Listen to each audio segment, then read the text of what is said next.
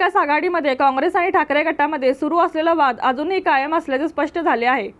विशाल पाटील यांना कोणत्याही परिस्थितीत माघार घ्यायला लावण्यासाठी शिवसेना पक्षप्रमुख उद्धव ठाकरे यांच्याकडून काँग्रेसवर प्रचंड दबाव तंत्राचा वापर सुरू आहे।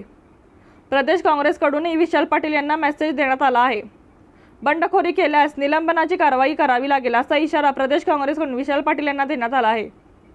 त्यामुळे उमेदवारी अर्ज दाखल केला असला तरी विशाल पाटील यांना माघारीबाबत अजून कोणतेही स्पष्ट संकेत दिलेले नाहीत। त्यामुळे विशाल पाटील काय भूमिका घेणार याकडे राजकीय वर्तुळाचे लक्ष आहे। दरम्यान लोकसभेच्या तिसऱ्या टप्प्यात सांगलीच्या जागेसाठी मतदान होणार असून उद्या 22 एप्रिल हा उमेदवारी माघारीसाठी शेवटचा दिवस आहे। त्यामुळे शक्ती प्रदर्शनाने अर्ज दाखल केल्याने विशाल पाटील आता नेमकी काय भूमिका घेतात याची उत्सुकता आहे। सांगलीमध्ये अजूनही काँग्रेसचे कार्यकर्ते महाविकास आघाडीच्या प्रचारामध्ये पूर्णतः सक्रिय नसल्याने सुद्धा ठाकरे गटामध्ये नाराजी आहे।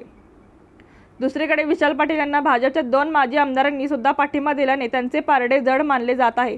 मात्र आघाडी धर्म पाहता विशाल पाटील यांना प्रदेश काँग्रेसकडून माघार घेण्यासाठी सांगण्यात आला आहे। दरम्यान विशाल पाटील यांची बंडखोरी कायम राहिल्यास चंद्रहार पाटील सांगलीच्या लढतीत तिसऱ्या स्थानावर जाण्याची शक्यता आहे। त्यामुळे विशाल पाटील आणि संजय पाटील अशीच लढत होण्याची शक्यता वर्तवण्यात येत आहे। त्यामुळे विशाल पाटील यांना थांबवण्यासाठी आता प्रदेश काँग्रेसकडून प्रयत्न सुरू झाले आहेत।